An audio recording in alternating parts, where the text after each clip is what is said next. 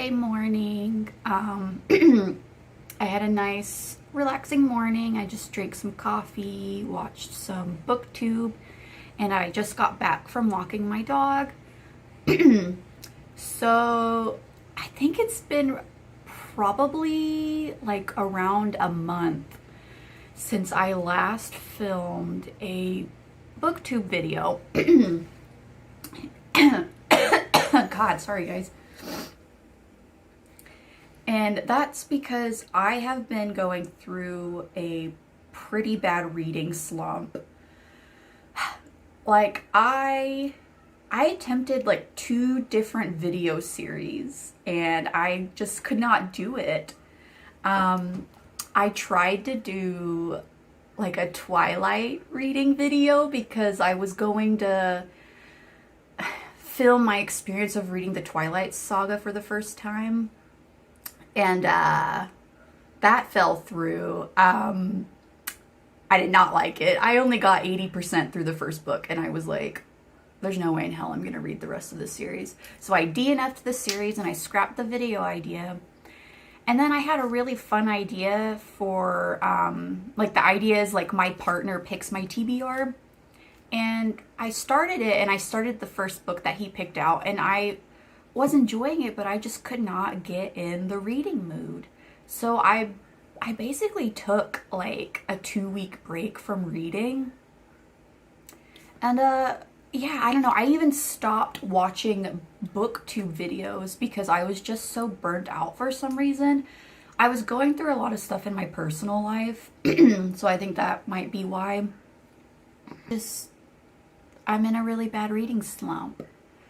But I did finally start a new book, and that is Crescendo by Becca Fitzpatrick. This is a library copy, and it has my hold slip on it, and I can't remove the hold slip because there's some like damage noted on it, and I don't want them to like charge me for it. But yeah, I started reading that this week, and I have some feelings. Okay, so I've done a reading, or like a booktube video in the past where I had read the first book in the series called Hush Hush, and I only rated it like a 2.5 to 3 star. And yeah, basically it's literally because this is a YA novel. I have trouble getting into young adult books, especially if it's young adult romance books.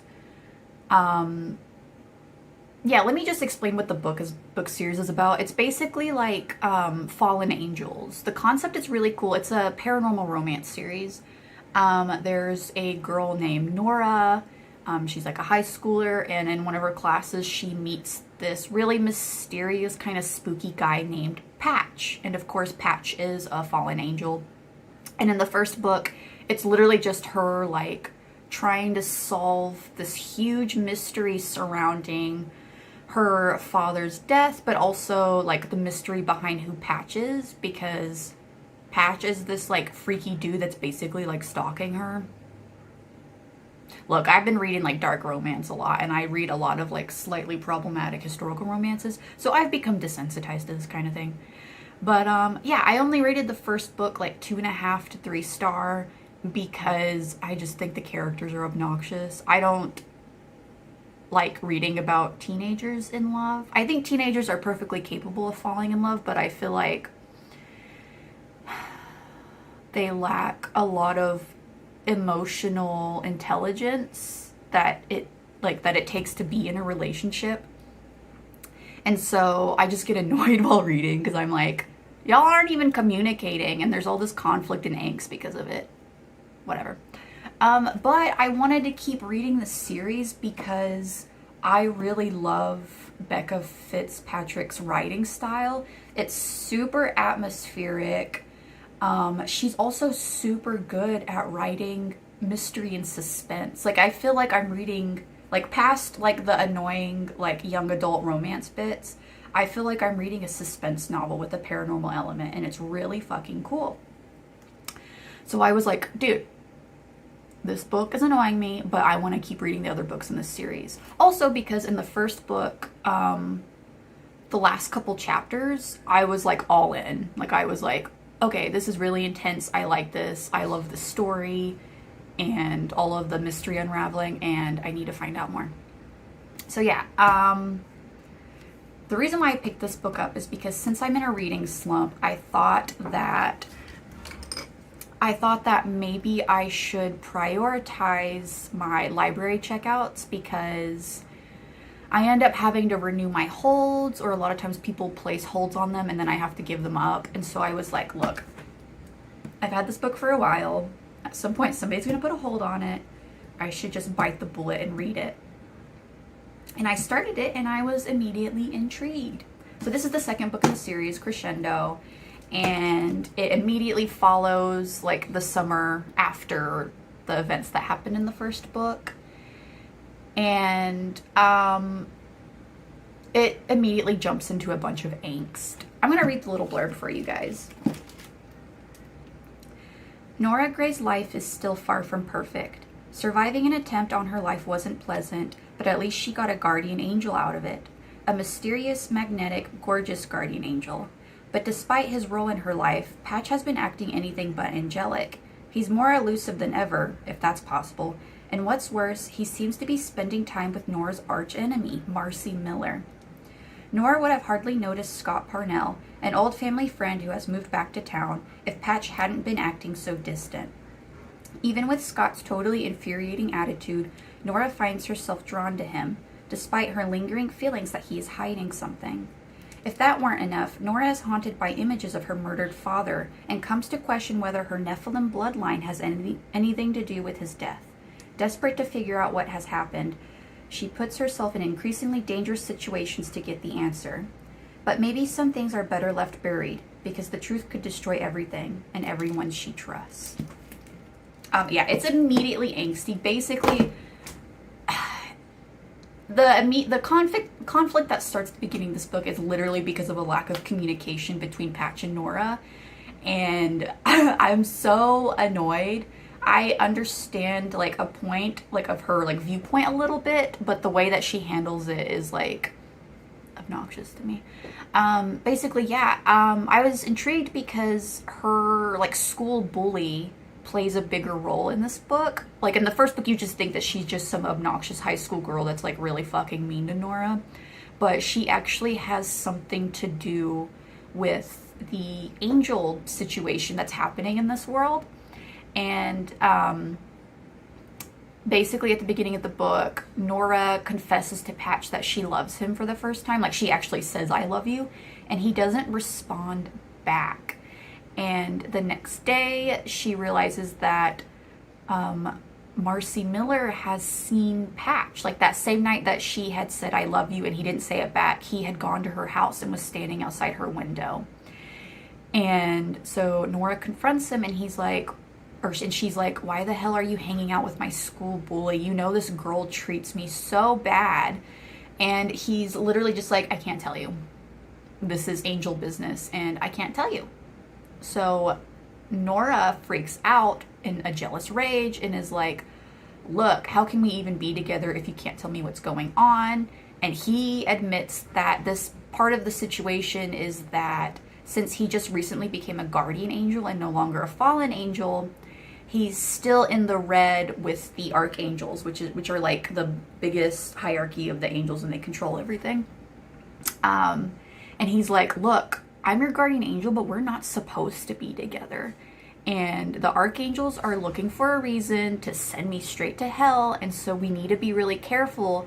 And I cannot tell you that I love you right now, and you have to trust me that there's nothing between me and Marcy."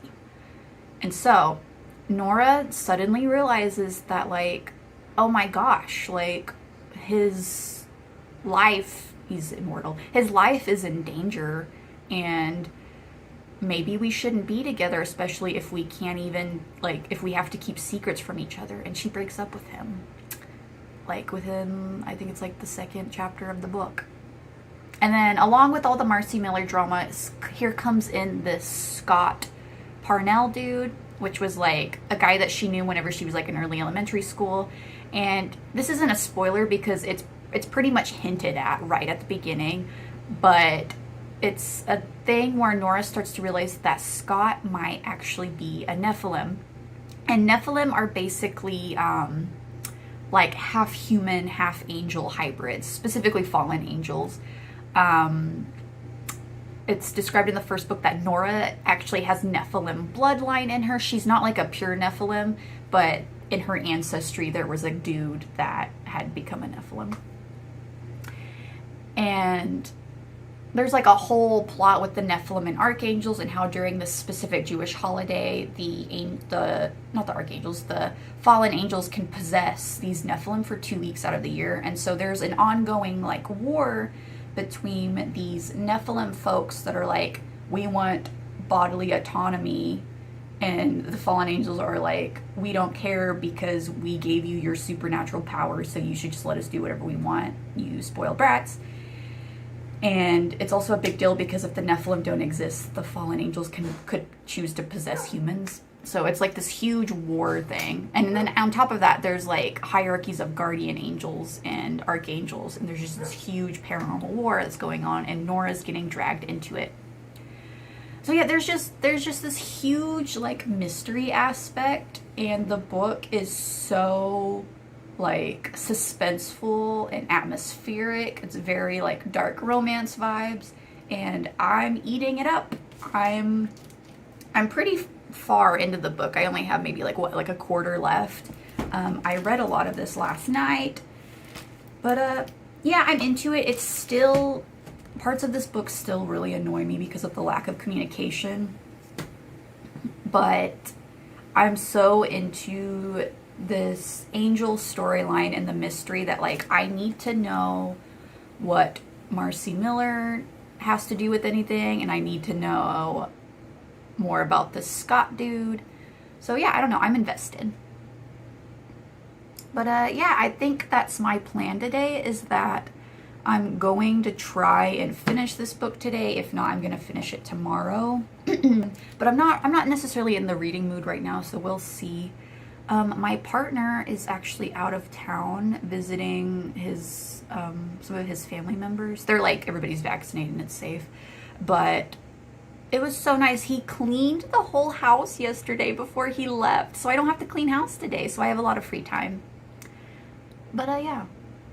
So I guess I'll check back in with you guys once I finish this book. It's starting to get pretty intense, and I want the angst between Nora and Patch to go away, because the angst gives me some anxiety. But yeah, I'm gonna go, guys. I'll check in with you later. Bye-bye. Okay, so weird angle, I know, but it's been a couple hours. I'm in the middle of reading, and some crazy twists have just happened, and it's blown my mind. I've basically learned how Marcy, the school bully, ties into everything. But I'm so frustrated with Nora, the main heroine. I don't know how to feel. She's just so, like, she's being obnoxious. She's basically just being a brat. Patch is, like, really trying to communicate with her to, like, tell her what's going on. And he just revealed, like, a bunch of important stuff. And she's being so stubborn.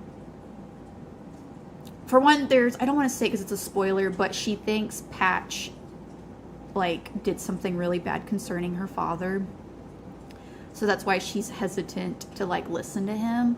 But, like, what he's telling her is so important. And it's, like, it's so obvious that he, like, loves her. And he's like, look, these things are out of my control. I need you to stop blocking me from communicating with you because this is really important. And she's like, nope. It's so annoying. I feel like I'm explaining this very vaguely, but it's because it's, like, a ton of, like, spoilery stuff that's important to the plot and, like, the universe of this world. And yeah, I just need to come on here and, like, vent about it.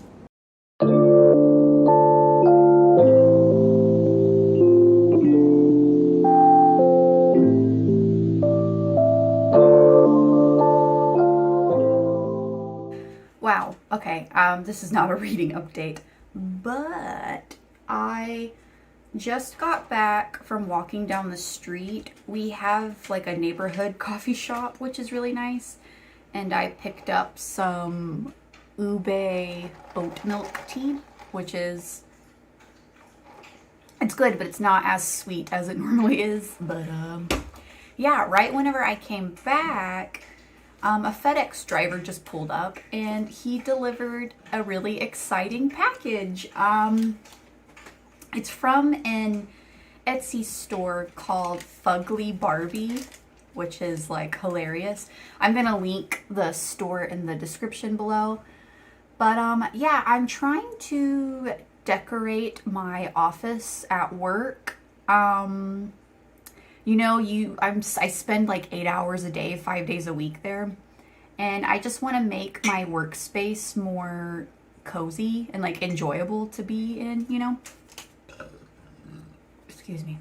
But yeah, I'm trying to build like a little tea bar in my office, so I wanted to order some mugs, and I am so excited because these mugs are kind of bookish. Like, this shop has a whole section where they just do like book merch, and especially like historical romance merch. It's really cool. But yeah, I ordered some mugs from there, and I'm gonna keep them in my office at work for when I want a little caffeine tea pick-me-up. But yeah, so here's one of the mugs that I got. Sorry for the glare. But isn't this so cute? It says cute spooky vibes, and it has these skeletons with like dunce hats dancing around. So cute. A part of me wants to keep these mugs here, but I know I shouldn't because I bought them for the like purpose of keeping in my office. And this next one, oh my god, guys. It says, I like my coffee how I like my romance novels. Hot and steamy. Oh my god, look at that. It is so cute. I love it so much. And it's perfect because I work at a for a library. So like it's bookish. It's gonna fit in with my office. These color schemes are actually like kind of similar. I don't know, they're so fucking cute. They also sell like clothes, like shirts with this type of design and like a couple other ones. They also have like a whole section that's just like spooky, like Halloween, monster, cryptozoology. They have one that's like zodiac cats. Yeah, I want to buy a bunch of other stuff from them. But yeah, I just wanted to show you guys that. Is this vlog gonna be like an hour long of me just fucking off and not actually reading? Hopefully not. Anyway, I'm gonna go. I promise next time I update you, it's gonna be an actual reading update.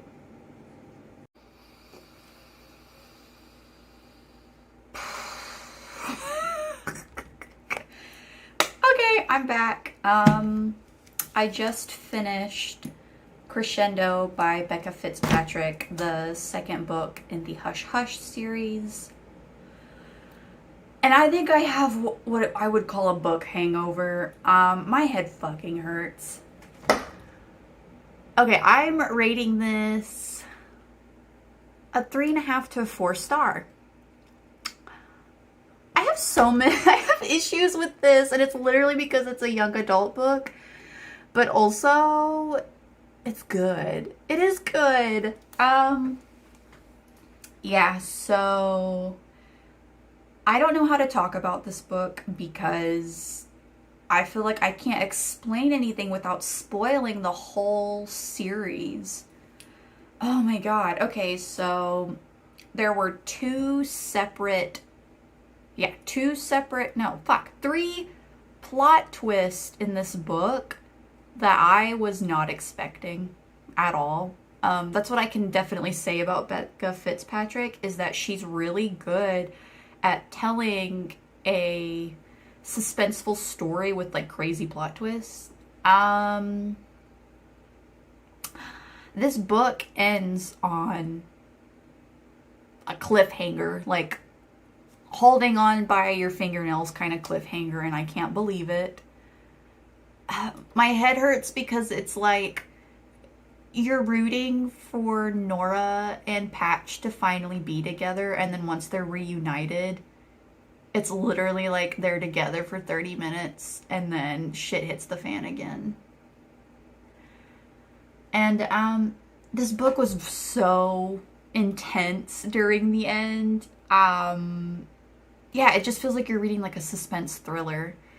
And I don't know, I feel like I'm being so vague, but I can't really talk about how this book ends because it's so important to the whole plot.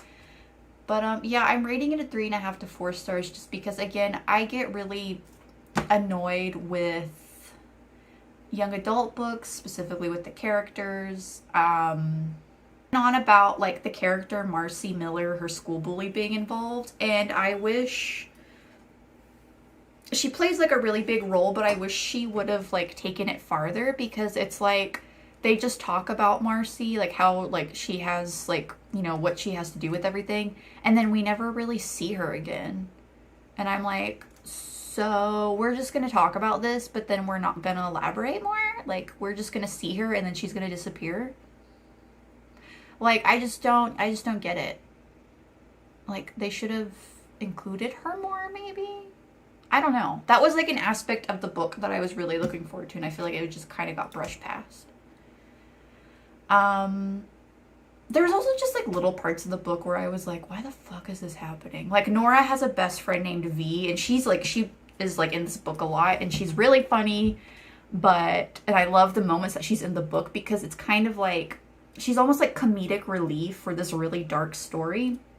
Not like we're making fun of the friend comedic relief. It's just like it's more fun and lighthearted, but not really. I don't know how to explain it. But like, if I was Nora's friend, if I was V and Nora was telling me the shit that she tells V, I would be way more concerned and I would have handled situations a whole lot better.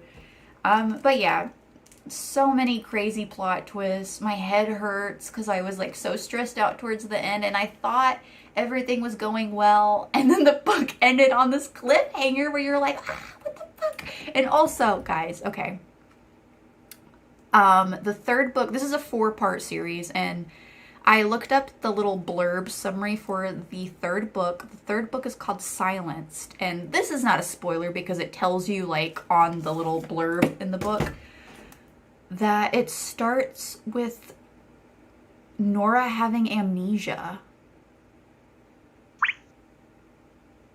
She has fucking amnesia. She doesn't remember any of the shit that's happened in the first 2 books. And I'm like, are you going to explain to me in the prologue how we're going to talk about how Nora all of a sudden has amnesia? And I think basically what it is that it's like Patch trying to get Nora to remember all this bullshit that happened in the first 2 books, and about like who she is and who he is, and yeah.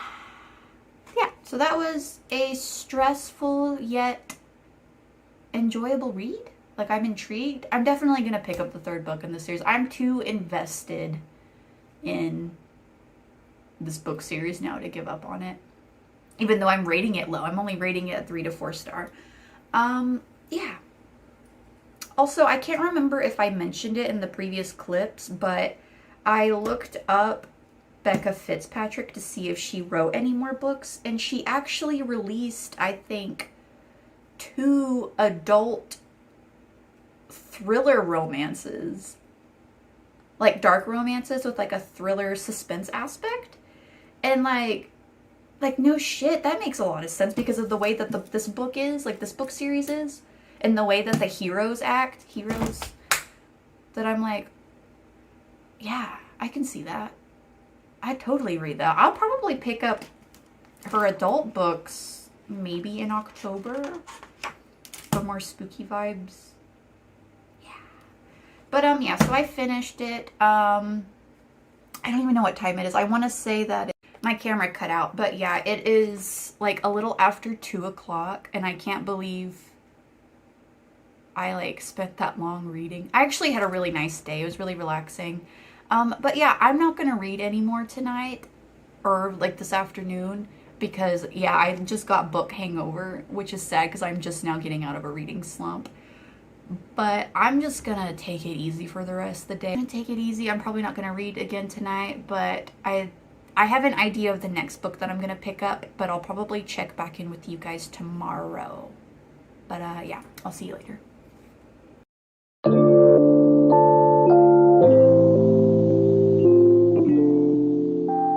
It's the next day. It's Sunday.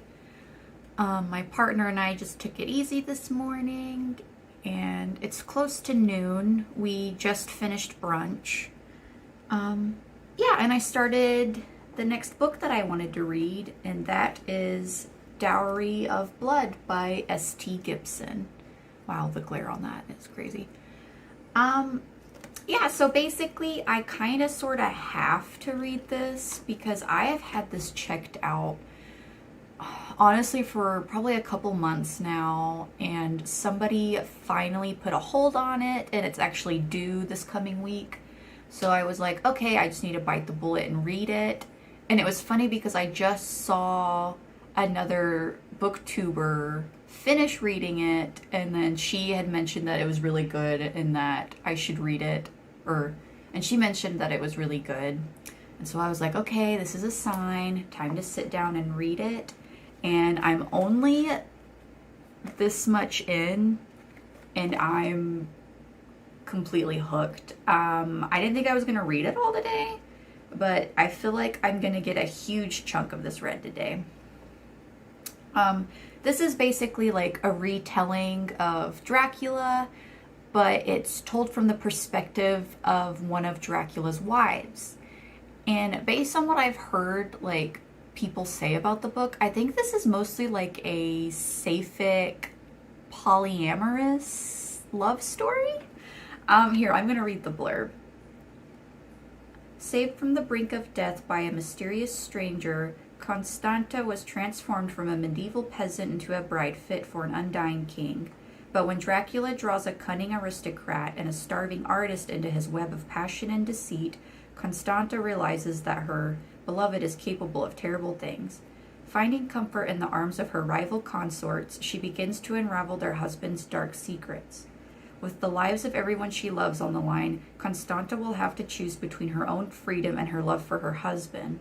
But bonds forged by blood can only be broken by death. And this isn't a spoiler because it's literally like within the first or second page. It basically starts out with her saying that she's killed him, and this is her like retelling the story of how that happened.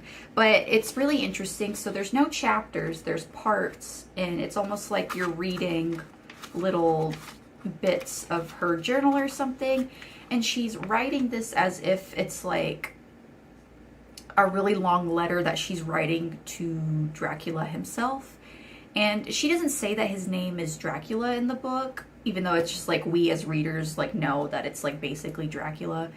She actually says that he's nameless to kind of like take power from him. Yeah, the writing in this is so beautiful. Yeah, definite spooky vampire vibes. It's pretty violent, but it's not something that like I find difficult to read about. It moves pretty fast. Like I'm only this far in and she's already been turned, and there's been some like mildly spicy bits, but it's mostly just like really intriguing and spooky. But yeah, I don't know. I'm just relaxing in the living room right now, playing some Haunted Mansion, vampire, spooky, ambient YouTube videos. I don't know how much reading I'm going to get done today. My parents are actually coming here for dinner later this evening, so I probably won't really vlog for the rest of the day. But yeah, I'm excited to read this. I think I have to finish reading this by like Tuesday or Wednesday, but yeah, I don't know. I'll check back in with you guys later. It's Tuesday. It feels beautiful outside right now. I'm about to leave to take my dog Leia for a walk, and I haven't been able to do that for months, like straight after work, because it's normally so hot when I get off that it's actually dangerous to like take her. But I'm so excited. I'm really low energy right now because I actually don't feel very good. It's not like COVID or anything. It's I've been having like digestive health issues for the past couple days, and I'm like super fatigued today. But yeah, so I finished A Dowry of Blood. I like forgot the title for a second. Yeah, I finished that yesterday, and I gave it a 4.5 out of 5 stars. I loved it. It was not what I expected at all, and I don't know why. Yeah, I don't know. It was beautiful. You know, it's a paranormal romance, and so I was expecting a lot of like tropes that you see in paranormal romance to pop up in this book, but this book was honestly, it's mostly about the narrator Constanta basically releasing herself from a very toxic and abusive relationship. That's actually the primary focus of the book, which I was kind of surprised. Like I knew like that like she kills Dracula. She doesn't ever say his name throughout the book, but like it's basically Dracula. I know that she kills him by the end, but I didn't realize like how their relationship dynamic worked, or their relationship dynamic worked, and not only their dynamic, but like the dynamic of the other like wives, basically. And yeah, you know, the book is really interesting because it spans from sometime in like the medieval period, where Constanta is from, all the way up until like probably the 1930s. So, you know, that's like hundreds of years that she has been with Dracula, and he's fucking awful. I mean, he's literally like a narcissist, and from the start, Constanta is just so like madly obsessed with him that she doesn't realize that she's actually in a very toxic and abusive relationship.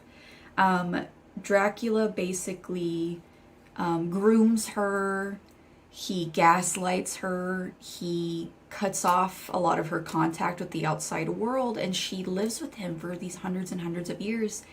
And he's also dragging 2 other people into that relationship dynamic, and it's about Constanta falling in love with these other individuals and realizing like, oh my god, we're in this awful situation. I need to escape from this, and I need to help my found family. It's about like having a found family too. The other wives, there's Magdalena. I think they find her. It's like pre-Renaissance. I don't remember the time frame. I want to say it's like I don't know. Your girl didn't pay close attention in history class, but I think it's like around the 1400s. Is that Renaissance? I don't remember. They find her in Spain around that time. She enters the relationship, and it's not, I guess there's like a trigger warning basically for non-consensual non-monogamy. Kinda. They're like obviously taking lovers. They're vampires. They're luring in people to like have pleasure and fun with, but also to like feed off of them, like for hunting purposes.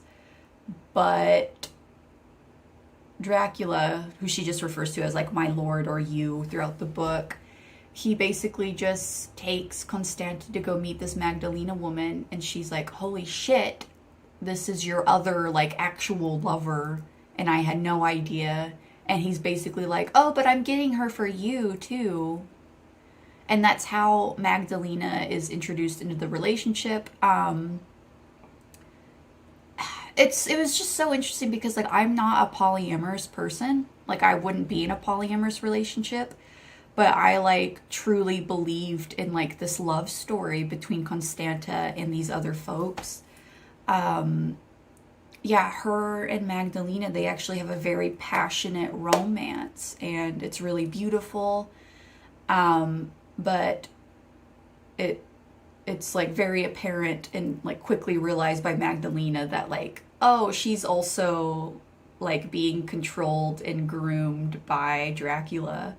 And these poor women they feel stuck with him because not only are they like madly in love with him, but they're terrified of him. It's like, you know, taking all the traits of like a really awful, narcissistic, evil person with a literal monster. Like, he's probably the oldest vampire that they know of on the planet, because he's from around like he talks about like living in like ancient Athens and stuff. And yeah, so they're terrified of him, but they're also madly in love with him, and they're, you know, being brainwashed by him and controlled by him. And Magdalena, there's a part in the book, this isn't like a spoiler, but there's a part in the book where she basically enters like really severe depressive episodes where like she refuses to eat, to get up or do anything. And Constanta's trying to comfort her, but there's only so much she can do because she's too afraid to like confront Dracula about it. And so she kind of has to like go back and forth between the both of them. And I also love this book because it's what I want to see vampires as. They're terrifying, and it's also a curse. Like, you know, they're beautiful, they don't age, they're immortal, but over time they can no longer eat regular food. They won't like the taste of food. They can't go in the sunlight. Constanta also points out that throughout the years she's seeing how human civilization is forming, and how there's constant wars and onslaught and like all these like political upheavals, and that it's like, to Dracula it's like fascinating to him because he's almost like obsessively studying humans and vampires. And she's like, I don't really think it's fascinating, it's kind of a downer. And Magdalena definitely is suffering through that as well. And then we get to part 3 of the book, and that's whenever they meet Alexei. Alexei is the next wife, but he's a male identifying person. And that's when shit like really hits the fan. It's not until, again, Dracula kind of coerces Constanta and Magdalena into accepting him, and Constanta, it finally clicks in her head where she's like, this is a 19-year-old young man who has completely fallen under the spell of this, who I now realize, dangerous person, and we just pulled him into this, and I'm really afraid for him. And so their relationship dynamic is interesting because they're like lovers, but she also has almost like a matronly feel towards him, and he feels the same way. It's like almost like his mother figure, but not. And that is like one of the downsides to this book for me, is that it's pretty short. It's a pretty fast read, but I wish it was longer because it moves so fast that like we're literally moving at like hundreds of years span, like really quickly. And Alexei, he's introduced in part 3, and there's only like a little sliver, like we only get to see like a little bit of Alexei before the book ends. I looked it up, and the author of this book, she actually did release a short story where it's modern day, and it's about Alexei and Constanta and Magdalena, like in modern day, and it's told from Alexei's perspective. So maybe I should check that out, because I thought he was really interesting, but yeah, we don't get to see very much of him because it's like towards the end of the book. Yeah, and it's once Alexei comes in. Alexei, he's very more, like aggressive. Like he actually argues back with Dracula, and that's whenever shit hits the fan, and Constanta realizes like our lives are in danger at this point. This is, it started out like, oh, this man is in love with me, he's my savior, he's saving us, he's doing us a favor, and it's escalating to we should be grateful for him even though he's not letting us, he's giving us curfews at night, we can't leave our homes anymore, we have to be at his every beck and call, and to, wow, if we disobey him, he might actually kill us. And yeah, it's literally like you know, the idea of an abusive relationship, but amplifying it with them being vampires, like actual monsters. And it was just beautiful. I almost cried at the end because it was like happy tears. Like it was extremely violent, but I was just like, oh, this is like what Constanta needed to do to like help everybody. And it was very badass, but it was also painful because they all truly loved him, but it had to happen because he was so awful to them. You know, I'm very fortunate that I've never been in a emotionally, mentally, physically abusive relationship with someone like that, but I imagine that, you know, that's probably how it would feel. The book made me feel like what that would be like, and I was rooting for Constanta, and I loved the characters, I loved the language, the atmosphere of this book. I do just wish it was a little bit longer, but yeah, that's it. Today, I started another book, and it was another library book that I had to start because it's due soon, and it is The Accidental Werewolf by Dakota Cassidy. I'm not very far along in this. I only read the first chapter while on break today, and I don't know if I'm gonna like this. But I picked this up because I thought it was gonna have like a cozy fiction vibe, but apparently this is like, it's more like rom-com mixed with super smutty, like super saucy, raunchy bits, which is fine, I guess, but that just wasn't what I was looking for. I've only read the first chapter, and I like immediately got annoyed because, okay, for one, here, I'll show you. Look how small, look how small the font is on this. And the whole first chapter is just her and some colleagues, like, bitching about their, like, cosmetic line that they're selling. And I was like, I'm not interested in any of that. This book, the font is real tiny, and are we gonna get tons of chapters of just, like, bullshit that I don't care about? I don't know, I might DNF this if it doesn't get better, because that was a bad first impression for a first chapter. But yeah, I'm not gonna read anymore tonight, though. I'll probably read it again while I'm on my lunch break tomorrow to determine if I even actually want to keep reading it. Because I don't feel too good, and I want to, like, relax and play Skyrim tonight with my partner. But yeah, I'm gonna go. I can't wait. I'm gonna go walk my dog, Leia. It feels beautiful outside. It's almost chilly.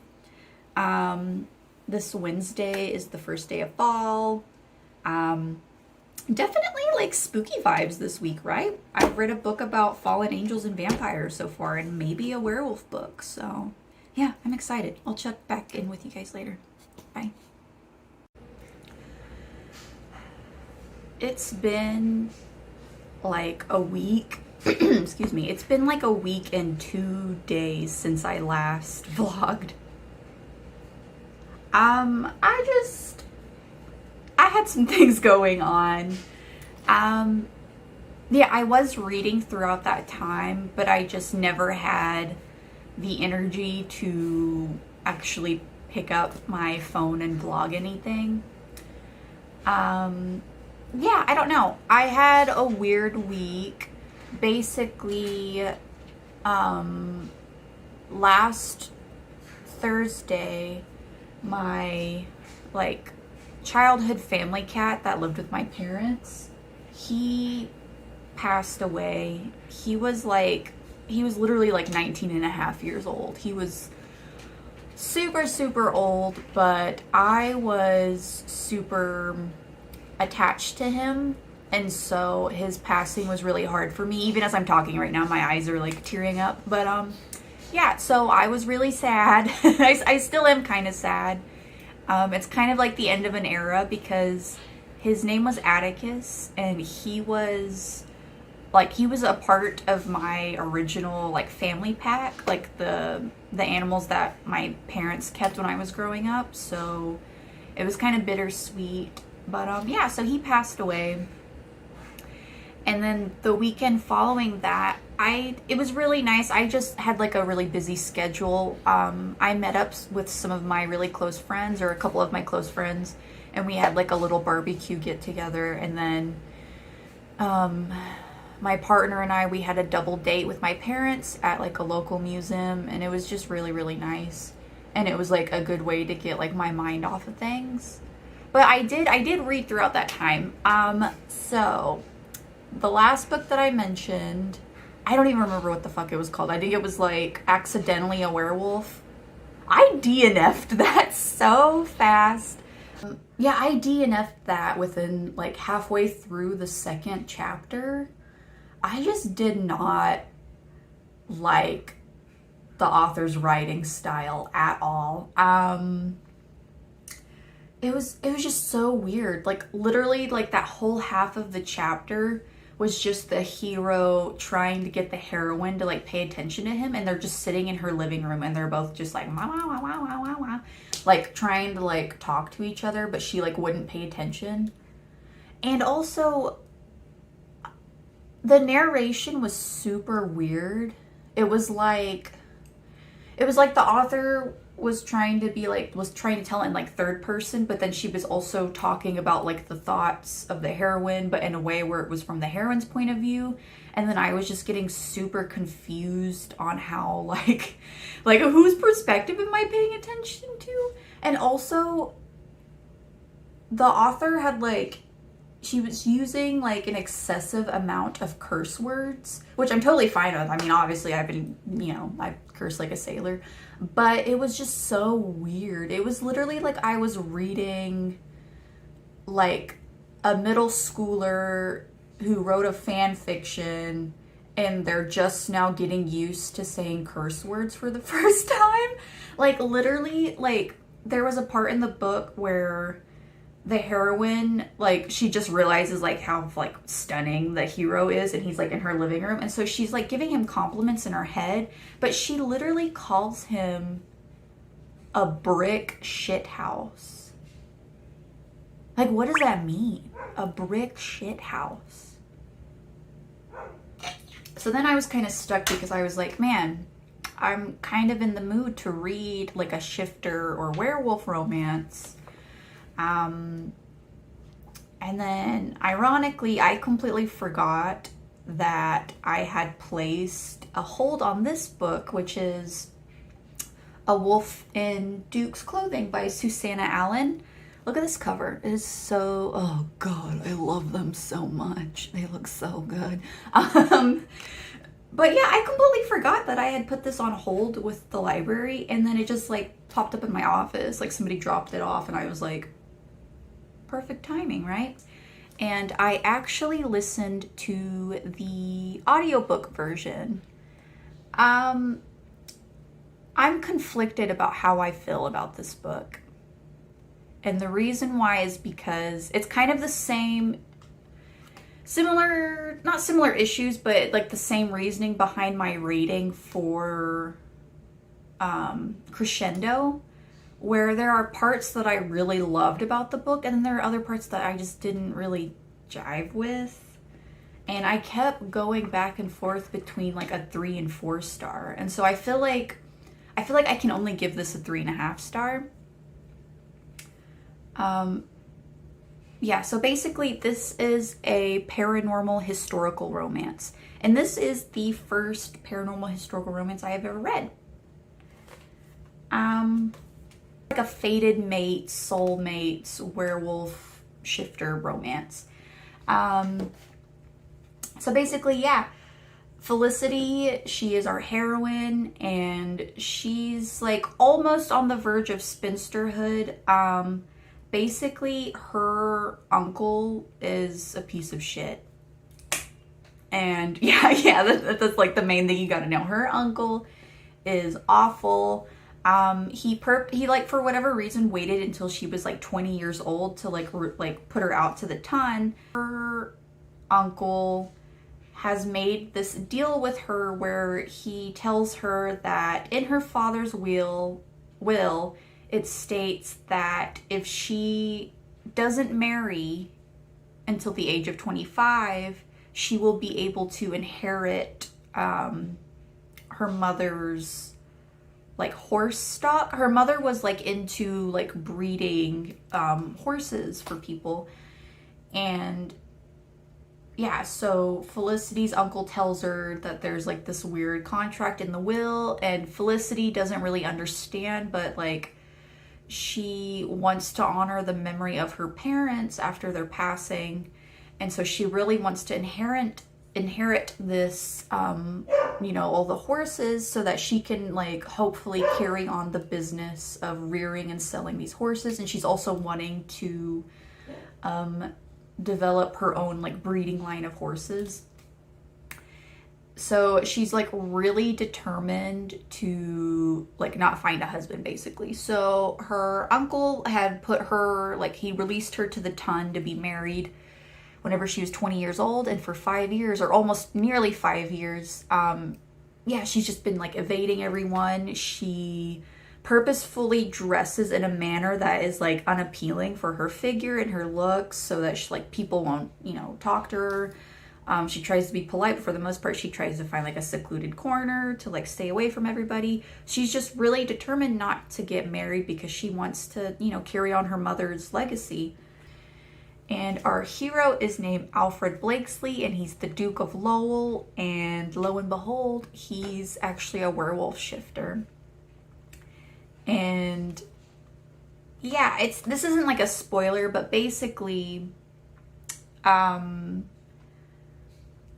he's been on the hunt for his, they call it just like his mate, but it's basically like his fated mate, his like one true love. He's been on the hunt for her for 5 years, and it's really, really important that he like weds as soon as possible, because there's currently like an inflictment on his pack because he does not have his fated mate. There was a situation between his parents that kind of like cursed their pack, and in order to lift that curse, he needs to find like his one true love. But he's like really not into like the ladies that are normally associated with the ton. He just thinks like a lot of them are frivolous, and also the fact that like none of them would probably like fit him as a match, because he's the alpha of his pack. He's a very like alpha male person, and he needs like a mate that's going to be able to like look him in the eyes and challenge him, because that's what like alpha males or like alpha shifters need in their fated mate, is somebody that can challenge them to help them grow and be like a better leader in their pack. Within like the first couple chapters, I thought this book was going to be a 5-star read just because of their first meeting. Oh my gosh, I got actual goosebumps whenever they first met each other. Basically, they're at this like regular party, and Alfred's there, and he gets this scent, and he's like, it like completely confronts him, and he's like, oh my god, I have to find this scent, because this scent has to be my fated mate, and I can't believe that she's here at this like random party. And yeah, the scent that he follows leads to Felicity. And it's literally one of those like Felicity 1 second is talking to a friend, and all of a sudden she's being whisked away, and it's happening so fast that she's like, whoa, who is grabbing me? Who is leading me onto the dance floor right now? And whenever she turns to finally look up and she locks eyes with Alfred, it is like fireworks, electricity, like instant connection. And Alfred immediately knows like, this is my fated mate. And Felicity is completely shocked, and it's definitely like a love at first sight thing for her too. And so they have like, this amazing little encounter while they're on the dance floor, and they're like bantering a little bit, and she's basically telling him like, stay away from me, I'm not interested in marrying, because he's immediately like, I need to call upon your uncle because I'm gonna visit you tomorrow, because we're gonna get to know each other more, because I'm gonna marry you. Like, he just straight up is like, we're gonna marry, like, you're my soulmate. He doesn't tell her that, obviously. And she's like, well, no, sir, I'm not getting married. Sorry about it. Even though she's like, oh my God, this gorgeous man. Yeah, there's like an instant attraction, you know. And Alfred's not very happy when she tells him that. So he kind of just whisks her away into his carriage. So this is kind of like a captor captive, but not really. Like it is, but it's not. There's a cool, there's a bunch of really cool like side characters in this book, but it also kind of added to my like lower rating. So she gets to his estate and she's like, holy heck, he has like a huge staff. You know, he has like his Beta and Omega. I can't remember their names now. Yeah, I can't remember their names, but like they're all shifters, but they're all trying to keep it a secret from Felicity because even though they're trying to be open to the idea of their fated mate or of the fated mate being a human, they're still really nervous, obviously, about outing themselves. But yeah, there's just like a ton of really cool shifter characters. Werewolves are not the only folks that are in this universe. There's like a rooster shifter, a mouse shifter. There's all sorts of bird shifters and a boar shifter. It's really cool. I do like the paranormal lore that is in this book, but I feel like the author was like trying to establish the lore so much in this book that it started to pull away from the actual like romance. Honestly, I think the reason why my rating is so low is probably because I was listening to the audio and not reading the physical book. I'm new to audiobooks and I'm just not used to like listening to them while doing other things, if that makes sense. Like my attention span just doesn't like work with audiobooks yet. I would like to get used to listening to them, but yeah, it's like there's so much. It wasn't like info dumpy, but there's just so much going on with like all the other characters and whatnot that my attention span would start to shift, and then I would get kind of confused about what was going on. That also really played into like the conflict of the book. I was so like unclear on what exactly was going on. That may not actually be the author's fault. It could just be me, because I was trying to listen to the audio and I was listening to it while I was at work, and yeah, I don't know, it was a lot. Parts of the book they're pretty funny too. The author's really good at like mixing between like the drama that's happening in the book and then also the like funny bits. Yeah, I don't know. It was also kind of funny because like I was expecting it to be a little bit spicier, and then it was like every single time that the hero and heroine would like start to like do things, they would have to stop because there's so many pack people that like they weren't ever really alone. But yeah, I mean, it's like parts of the book were like super good and I loved the love story, but it was also like there was just so much going on that I just had I had trouble paying attention. And also like I wanted the pacing to be different. I felt like it was dragging on. Like I thought that like we were coming upon an ending, and then I realized that there was like 4 or 5 more chapters, and I was like, whoa. Yeah, I don't know. But yeah, I think I still recommend this to people. Like, it wasn't a bad book. That's why I'm giving it like a 3.5 star. Yeah, I don't know. I don't know if this author has more books. The way that she wrote this one, I feel like she's going to make it into a series. Yeah, I don't know. If this author like writes more books in this series, I'll still pick them up. Like, I enjoyed it enough. Yeah, this ending clip has been so crazy.